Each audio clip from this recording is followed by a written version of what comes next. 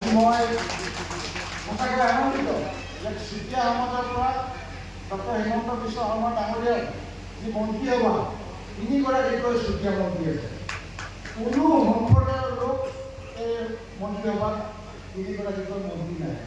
আমাৰ অধ্যক্ষ বিভাগীয়েও ডাঙৰীয়ানী তেওঁ চবতকৈ ডাঙৰ পদবী লৈ আছে ফাইনেন্স মিনিষ্টাৰ।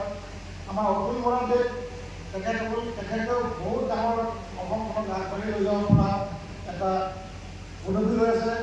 তেখেতে হৈছে কৃষিমন্ত্ৰী। আৰু আমাৰ বিমল বৰাদেৱ তেখেতে ইণ্ডাষ্ট্ৰীৰ ক্ষেত্ৰত আমাৰ যি কাম কৰিছে, আজি আমাৰ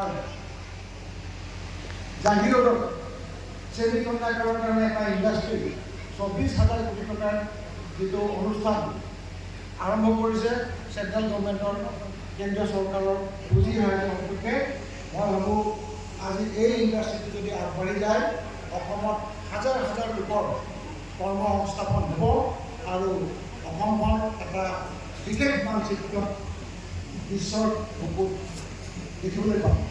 গতিকে আজি চুতীয়া সমাজৰ যি কণ্ট্ৰিবিউশ্যন সেইটো আমি নিশ্চয় কৰি তাক ওলাই কৰিব পাৰোঁ আৰু চুতীয়া সমাজৰ যি অৱদান অসমৰ প্ৰতি সেই আমি শলাগিবই লাগিব।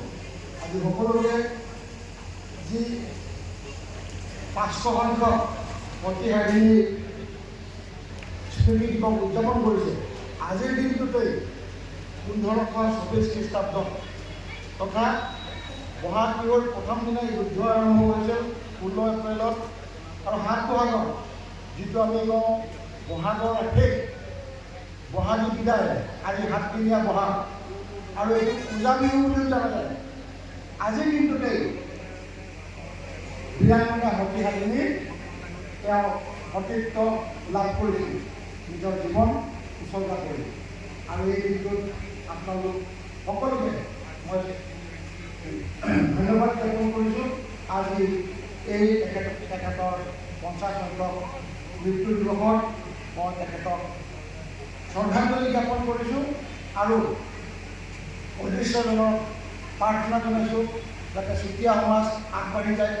চুতীয়া সমাজে অসমৰ উন্নয়নৰ ক্ষেত্ৰত, চুতীয়া সমাজে এটা অসমৰ যিটো আমি আগবাঢ়ি যাবলৈ কাৰণে প্ৰচেষ্টা কৰিছোঁ তাতে যাতে গুৰি ধৰোঁতা হয় তাৰে বাবে মই অদৃশ্যজনক প্ৰাৰ্থনা জনাই আপোনালোক সকলোৰে সুস্বাস্থ্য কামনা কৰি আপোনালোকৰ পৰিয়ালৰ শ্ৰীবৃদ্ধি কামনা কৰি